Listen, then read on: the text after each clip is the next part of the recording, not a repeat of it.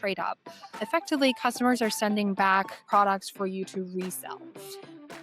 And what that means is that there is no inventory cost when it comes to these products, right? Typically, for a typical e-com business, you have to pay a factory $10, $20 a piece for those clothes. When customers send it back to you and reselling them, there is no inventory cost. And so there is an element of kind of cost savings there, and that already gives you more room in terms of margins when it comes to these pre-loved pieces. You're listening to Customer Growth Sessions, presented by Intergrowth, where we talk through strategies to help up-and-coming e-commerce businesses bring in more customers. I'm your host, Pat Ahern. Let's jump in.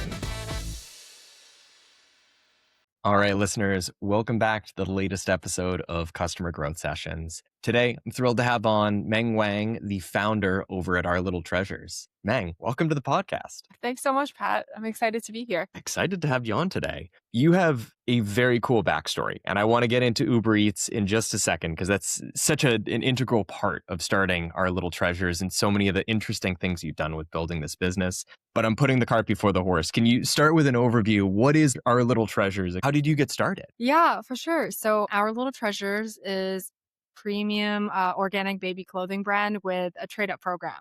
What that means is kind of like a normal baby clothing brand. We design and manufacture our own line of baby clothing. They're all made from certified organic cotton, so the safest material for baby. The difference compared to most other baby brands is that we have a trade up program, which means that once the baby outgrows the pieces, the parents have the option to send the pieces back to us and get 40% off for the next size up. So it was an idea that was really inspired by my motherhood journey. Both my kids had eczema when they were born. And so I kind of went down this rabbit hole, like researching what are the things that I can do to help alleviate their symptoms, and starting with clothes and realizing that organic cotton is very important for babies with sensitive skin. So I started buying a lot of those, but then realizing that they tend to be very expensive. And not only that, but babies are outgrowing them so quickly. And so trade up became an idea that was really inspired by a lot of my previous work experience with Uber Eats and so on, that I wanted to use as a way to both lower the cost of these non-toxic, high quality baby essentials for parents, but also reducing the waste for the planet. And so really introducing a circular system that is very easy for parents to use and help them to save money. And collectively, we are reducing the waste and keeping these baby clothes out of the landfill. And so I launched the company about just over a year ago, and it's been really resonating with a lot of parents, both from the perspective of using the safest material possible for babies, but also this idea of trading up and reducing the cost and the pricing of these products for parents. And so it's been great to have a very vibrant community of parents and grandparents that are supporting our cause. I love that. I love that. And I'm so disappointed that I didn't hear about this when my son was a little bit younger. Because to your point, for the first probably 6 months of his life, every month he was outgrowing all the baby clothes that we had. And it felt like, A, we were wasting a lot of money getting all of these brand new clothes that we were only going to use for a couple of weeks. Two, to your point, most of those clothes are sitting in our storage unit downstairs right now. And I hope we can find someone else who's going to use them. But realistically, a lot of those clothes, I think, are just going to go to waste because we don't have, I would say, an easy way as a consumer to offload those clothes, to get anything back for those clothes. So I love what you're built out here. Yeah. And I think that's exactly, like, when you say the word easy, like, that really resonated with me, or not easy, that really resonated with me, because that's exactly what I was going through. Are there previously existing ways for parents to get rid of outgrown baby clothes? Absolutely. But a lot of those choices really require a lot of work on the parents' part, right? If you think about Facebook Marketplace, you got to take photos and, haggle with strangers over a couple dollars and then send your address to a total stranger to come to your house to pick things up. Or you got to drive to a donation center somewhere and have no idea what they do with those clothes. Or you have to wait for a family member or friend member to have baby in the same gender in the same season to offload these clothes to them. And so none of those felt effortless. And when you're a parent, you have so many other responsibilities that, kind of thinking about this pile of outgrown clothes, like bags and bags of outgrown clothes, like really is lowest on your priority list. And so that's why I wanted to create this program where we as a company take on that work for the parent and reward the parents with, savings for the next size, which they'll probably need. Yeah, so that's what I have been doing. I want to dive deeper into the trade up program. I think a good place to start is I'd love to hear from you. What does that look like from a logistics perspective? Let's say that I'm a consumer, I order a couple t-shirts for my son Oliver, a couple months go by, I sign up for the trade up program, I turn those in, I get new clothes, I ship the clothes back to you.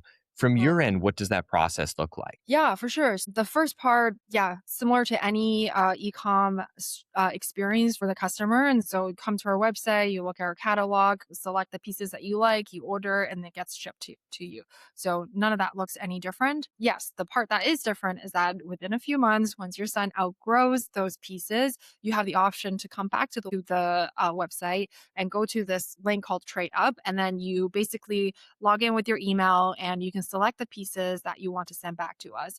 And that effectively generates an immediate discount code that's sent to the email that's unique to you and is sent to your email right away. So you can start shopping right away because our goal is to not keep babies in, clothes that are too tight or uncomfortable at all.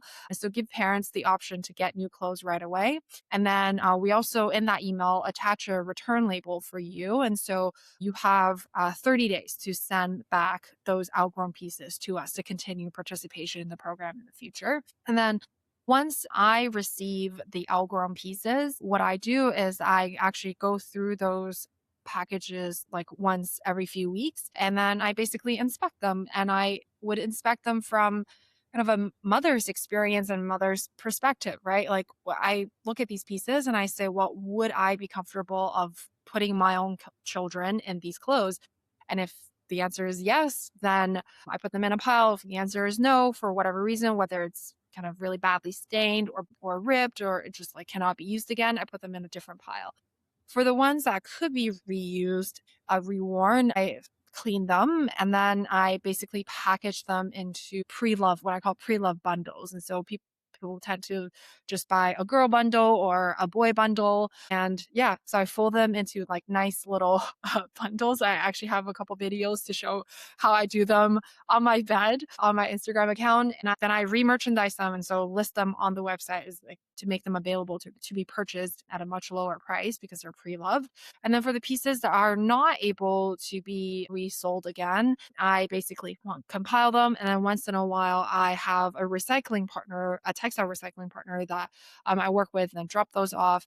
And because our pieces are made from 100% organic cotton, they can actually be broken down and recycled into other things like rugs and things like that. And this is a fun fact that I didn't even know until I started researching in the industry is that when you have clothes that are mixed textile, so if you have 95% cotton and 5% spandex, for example, that cannot be broken down. That effectively acts as plastic and will stay kind of around for 200 plus years. And so I'm digressing a little bit, but that's why our brand is very focused on 100% cotton and this idea of being truly circular.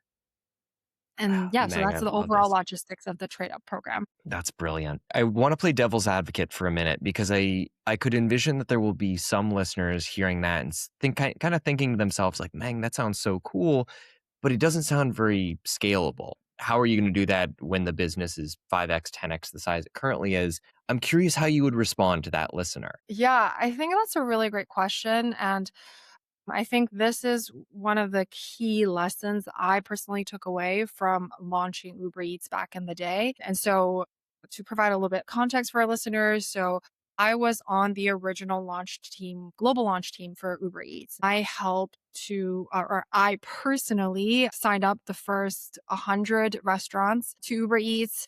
I actually personally placed the first order ever on the Uber Eats apps, kind of like my claim to fame at Uber and like in SF for a while. And I led our North American expansion team. I and then moved on to a couple other senior and executive roles at Uber. But basically, I started building that business from 0 to 1 and then 1 to 100. I had this very exciting opportunity to see how a business can scale from zero to $1 billion business. And when we first started, when I got my first restaurant, it was calling the restaurant owner. It was researching, like who that person was. It was camping out at the restaurant, trying to meet the owner or the manager at a certain time, and then sitting down with them and convincing them, hey, this is what we want to do. And we really would like to partner with you. Me Ubering across Toronto, which is where we launched, to all these different restaurants to say, hey, my name is Meng.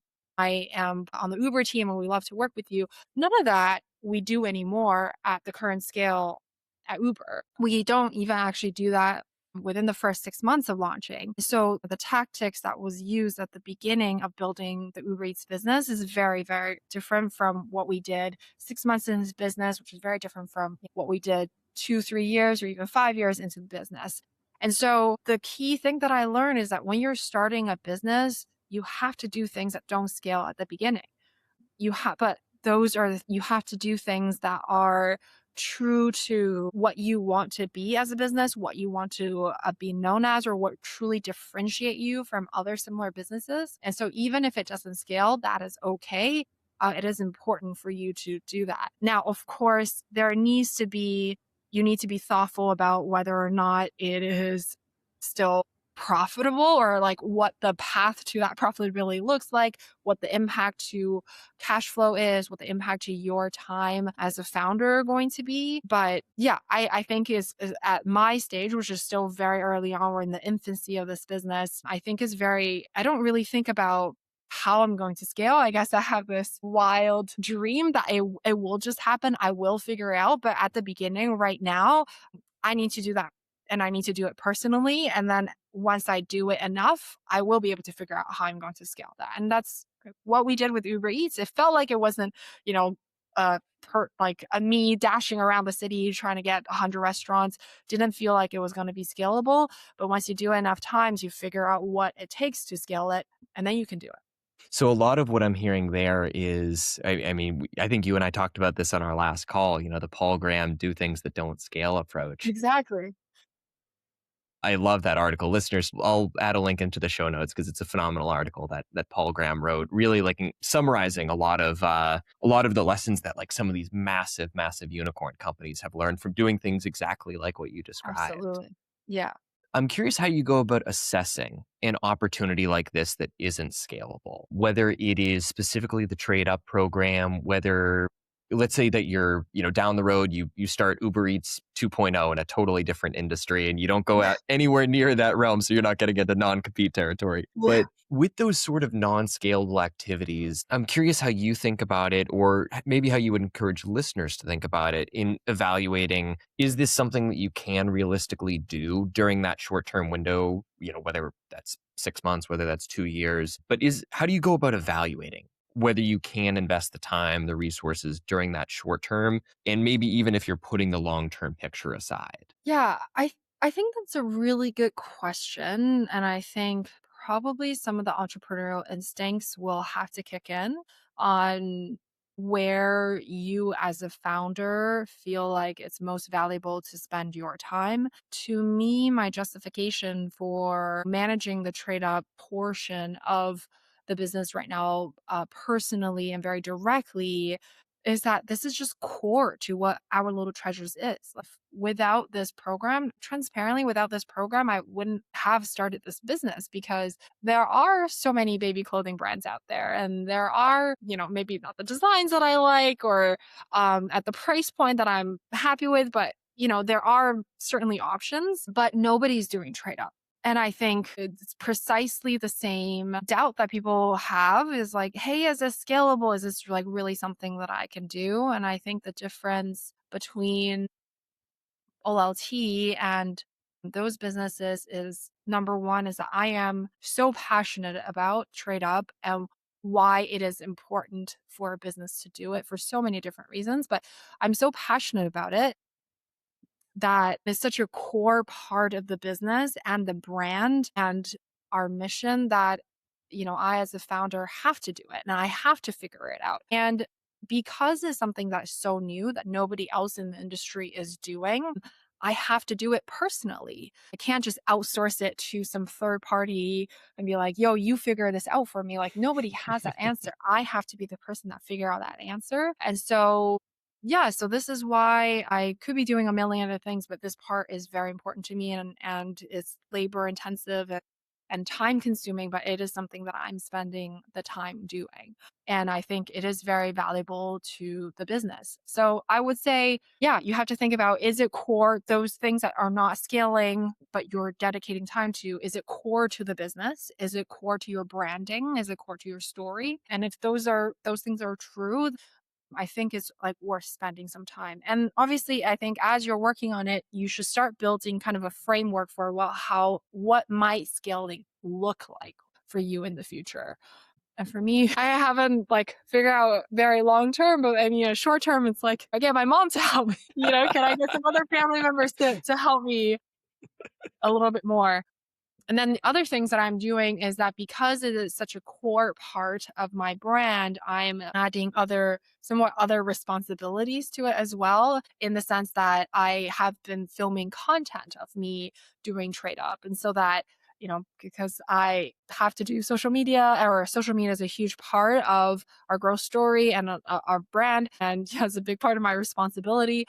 So I do those two things together, right? So yes, I'm packing clothes and cleaning them, but at the same time, I'm filming myself doing it, sharing it with the world, getting customers to see, hey, this is how it's done, building that trust, and hopefully like reaching new customers. And so those are also things that I think help to make that portion a bit more efficient, or adding additional value creation to it, if you will. I love it. I love it. I was going to say your mom's listening in saying, this isn't scalable. We need to stop doing this.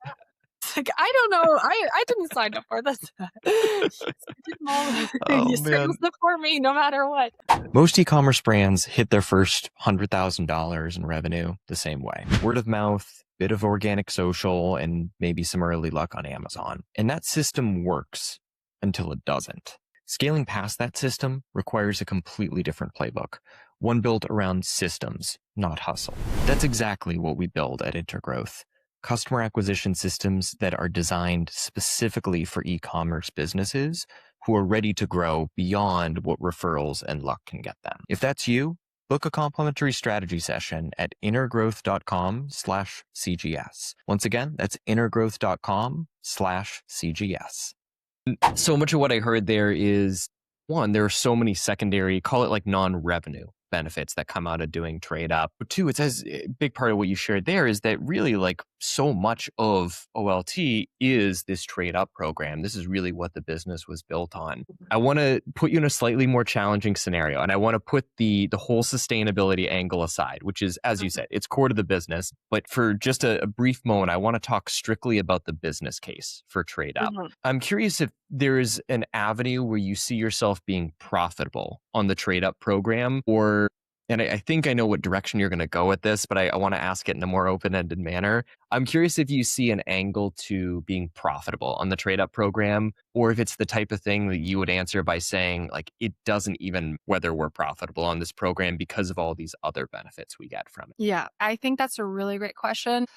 This is where my finance background kind of kicks in. And so before Uber, I was in investment banking for 3 years. And so kind of financial modeling is also second nature to me.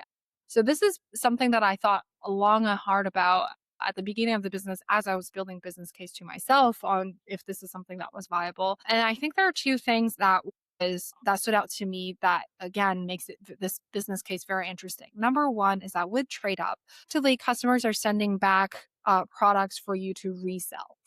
And what that means is that there is no inventory cost when it comes to these products, right? So typically for a typical e-com business, you have to pay a factory whatever dollars, $10, $20 a piece for those clothes. When customers send it back to you and reselling them, there is no inventory cost. And so there is an element of kind of cost savings there. And that already gives you more room in terms of margins when it comes to these pre-loved pieces. And so that is one thing. The second piece of it is that the way that I think about trade up is really beyond kind of the altruistic goals, is also a really important re-engagement tool for the customer. And so I think for a lot of other brands, or for, maybe for another baby clothing brand, they would re-engage by spending a bunch of money on Facebook, or they would, provide a lot of offers anyways, right? A lot of discounts and savings and stuff like that anyways. And so I am in some ways like bypassing that, right? I'm saying, hey, you have this program available to you at any time. You can come back to it. And it provides a lot of opportunities for me to engage with the customer in a very natural, kind of non-salesy way, to say, hey, just a gentle reminder that you're able to do this. And so we're able to see higher re-engagement from our customers. And so from that perspective, I mean, it's really because we started the business with a trade up program. So it's kind of hard to compare without it. But I'm seeing very good and very high re-engagement figures and high LTV from our customers. And that makes this program a lot more financially viable than a lot of people initially would think it would be. And I'm so glad you got into the retention marketing side of things there, because that it's such an incredible benefit that it sounds like you're getting from this program, outside of, as you said, all of the brand mission that went into building this business, really trying to create a more sustainable option and safer clothing for kids. But as you said, adding that retention element into the mix it's just this additional incredible benefit. And to your point, being able to look at it and from the perspective of, oh, well, this inventory in essence is kind of free for us to get back. It's not like there's all these crazy warehousing costs, and then be able to resell them for at least a small margin as well. It's adding to the bottom line even further. Yeah, exactly. And I think a third element to the trade up program that probably has some sort of financial impact as well is that it is a unique angle to the brand that makes storytelling, whether through ads or through organic content, much, much easier, because again, it's something that's very different. And so, when we're doing UGCs or when we're just doing creatives for ads, that enable us to create hooks that other baby clothing brand cannot, right? Other baby clothing brand can also say, we have fantastic material, we have great design, and, everybody loves us. And they can say those things too. But we have this additional, like, truly one of a kind thing that can really captures a lot of attention, that can be, scroll stopping, and overall also like increases conversion once the traffic lands on the website. And so I think from that perspective, it also helps probably lower our CAC and supports the business in a financial way as well. Brilliant. And one of the things I love about this is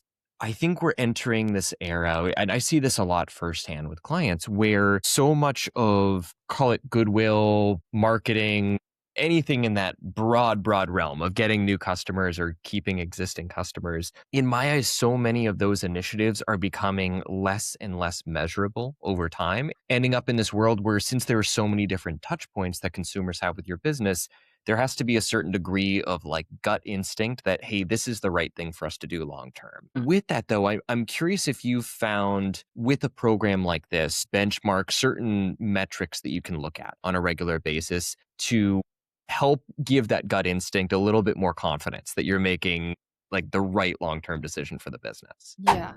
You started an e-commerce business because you had a great product, not because you wanted to become a full-time marketer. But here you are, spending a few hours every week trying to figure out Facebook ads, SEO, content marketing, instead of doing the things that are actually going to build the business. At Intergrowth, we take customer acquisition off your plate entirely. No more managing meta ads, no more running SEO. We handle all of the customer acquisition for you, so you can get back to doing the things that actually move the business forward. If you're ready to stop being your own marketing department, go to intergrowth.com/CGS to book a strategy session with our team. Once again, that's intergrowth.com/CGS. Yeah. Transparently, I haven't been very. It's so funny coming from Uber, which is known to be a very analytical company and an investment banking background. You'll think, oh, like she must be so analytical, like looking at reports all the time. Transparently, no, I haven't been very analytical or very disciplined in this respect than I really should be. But I guess like what I look at as a benchmark at this infancy of this business is number one, just customer feedback. I actually reach out to almost for every single new customer that places an order with us. I would personally reach out through my personal email to say thank you. If you have any questions about trade up, let me know. And I get a lot of responses through that. And I would say more than 50% of the responses would mention like, yes, like, trade up is the reason why I will place an order, or, oh, your trade up program is so interesting. Like, and just like, this is definitely something that people are telling me that that's the reason why they're placing an order with me. So that's one. And then the other thing is just to seeing the reorder rate. So actually, I recently had a customer that placed her 10th order with us. And I was sending her this like screenshot. So business just over a year old. Her baby is, I think, actually probably around the same age as the business. And so she placed 10 orders with us, which means that every like few weeks she's been placing an order with us.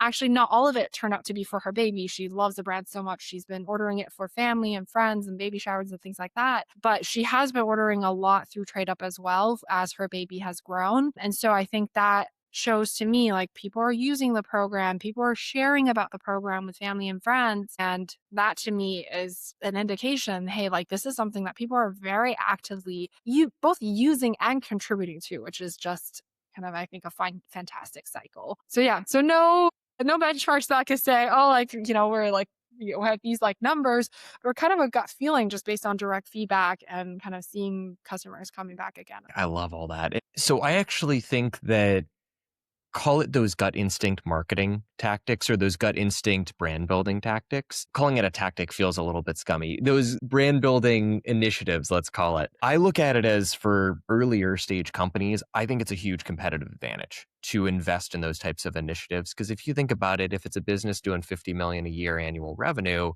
the marketing manager kind of has to put their neck out on the line to recommend, to the VP of marketing, let's say, hey, I really think we should do this initiative. It's far easier for them to say, hey, let's just invest more money in meta ads. Let's invest more money in Google ads. Here's the ROAS that we're seeing. We feel pretty confident if we spend 10% more, we'll get, 12% more revenue coming in the door, 15% more revenue coming in the door. So I really like taking on this approach and saying, hey, I'm comfortable not having all the data. I know this is in the right long-term interest of the brand. I'm going to put my neck on the line a little bit, but I'm the boss at the end of the day. It's okay if I'm wrong every now and then.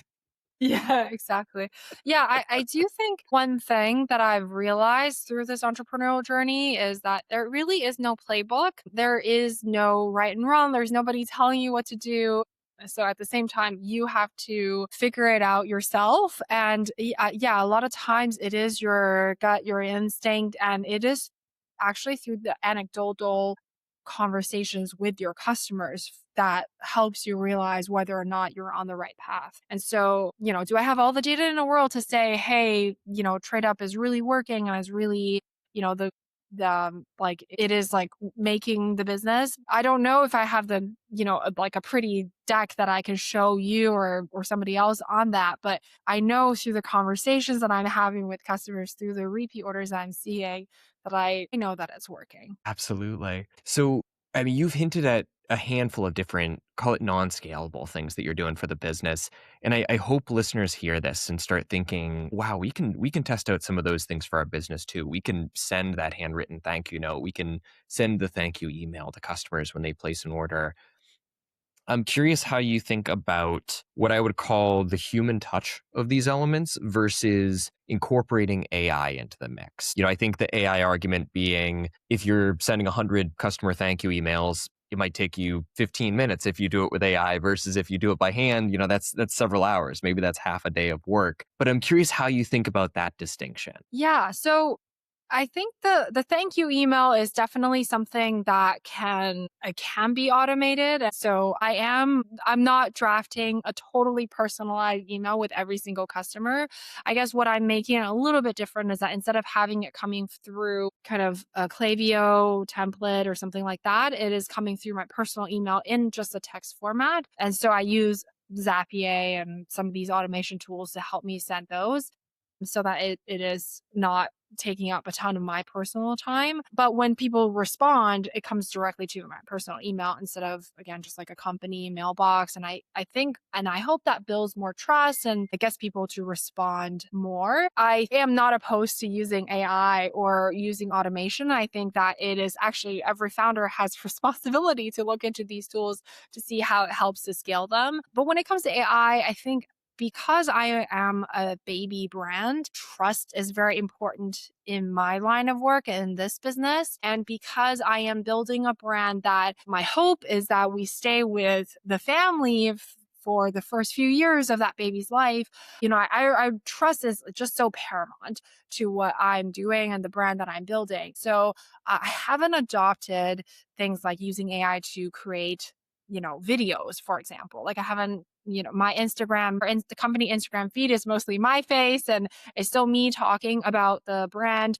And so I haven't really, I haven't used AI to create, photo shoots of our products. It's still real babies wearing our clothes and, we're taking photos of them. And so that is something that I am, at least at this point, and I don't even think yeah, I'm very, very, very hesitant to use AI to just create images or videos of our products. So yeah, so that's kind of where I am. I love it. Real quick, can you elaborate on Zapier and how maybe just give listeners who haven't heard of Zapier, can you give like a quick overview? What is the tool? Like high level, how does that work in terms of email automation? Yeah, so it's Zapier is very fairly straightforward. So you basically because Zapier has integration with Shopify, which is what I use to power the business. You can set up specific triggers for it to perform certain tasks, and so our trigger is, hey, if this is the first order from a customer, then you can send an email from my personal email. So Zapier also connects to Gmail, and this is like, the template for the email, and you can pull the first name of the customer through their Shopify order, and then, send out that message, either immediately or you can say, hey, with a 10-hour delay or something like that.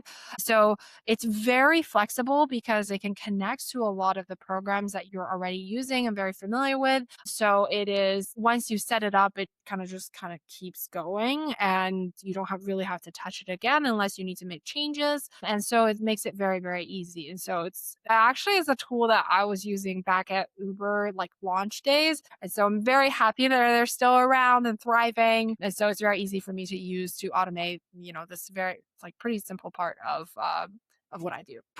Brilliant. Meng, as closing thoughts, I'm curious for listeners who maybe want to figure out some non-scalable things that they can do to build a closer relationship with their customers. Any parting wisdom you would offer or ideas for them to test out, perhaps? Yeah, I think I want to go back to something I mentioned earlier, which is I really think that when we think about non-scalable things that you want to do for your business, I think first is think about what is core to your business. Either that is core to your mission, core to why you started this, why you started on this incredible journey, or what truly differentiate your business from another business. And I think thinking from that angle and branching out to ideas or things you want to try, probably going to give you some really cool things. So again, trade up is the core of our little treasures. It's the heart of it. It's why I started it. And that's why this is the program. This is where I'm still doing all of those non-scalable things. That's one thing. The other thing that you can think about is just with customers, right? What are the things that you can do with the customers that are non-scalable, but brings you closer to the customer, allows you to learn, and then maybe allow you to produce some content as well. And so things that I've done is like, sending the email and responding to emails from my personal email. I haven't done this in a while, but yeah, you can DM customers, have those conversations. I've had long DMs with customers or people who just like follow me for a long time, haven't purchased from me, but I'm always responding personally. And they eventually finally become a customer and a loyal one, which is really, really great. And I've also done things where I have emailed customers and said, hey, I want to chat with 10 or 20 people and just get on a 15-minute phone call with you and I'll give you, a gift card to our company and I want to hear about your opinion about the company, what you like, what you don't like, how I can improve. And I've actually spent that time talking to the customers directly on the phone, with their baby crying in the background and they tell me how they hear about our little treasures in the first place, what they like about the company, what makes them want to purchase with us. Again, anything that they think that I should be changing or, how I should be growing, what are the new products I should be introducing and things like that. And I've learned so much from those conversations, from those hours on the phone with them. I think it brought me and the customer closer and, kind of I think created a lot of like just really strong, loyal customer base and like huge brand advocates within their little communities. And yeah, and gave me confidence as a founder that I am on the right path. So I think that's also something that, yeah, focusing on the customer and being closer to them, and then also thinking about what differentiates your company. Those are kind of the two angles from which you can think about non-scalable things you want to do. This has been fascinating. Listeners first that want to buy Our Little Treasures or want to follow you on social, want to buy Our Little Treasures clothing, maybe acquirers aside, that's a different conversation. Yeah. For people who want to buy Our Little Treasures clothing or want to follow you on social, where can they go to find you online? Yeah, so our website, ourlittletreasures.com, that's the easiest way to shop with us. And then on social, we are Our Little Treasures Inc. on both Instagram and TikTok. And so you can find how I fold the clothes and how I clean and fold the clothes right there as well. I love it. I love it. And listeners, check out the show notes. We'll have links to Instagram, main website, and then I'll link to the trade up page because I Awesome. love the way that you've structured that. Yeah. Once again, listeners, this is Meng Wang, the founder over at Our Little Treasures. Meng, thank you for coming on today. Thanks so much for having me. This has been a great chat. Thanks for tuning in to Customer Growth Sessions. If you found it helpful, subscribe and give us a review. It helps us to grow the show. Looking for more SEO guidance on how to grow your business? Contact us at intergrowth.com/estimator or email me directly. You can reach me at pat@intergrowth.com. That's all for today. We'll see you again soon.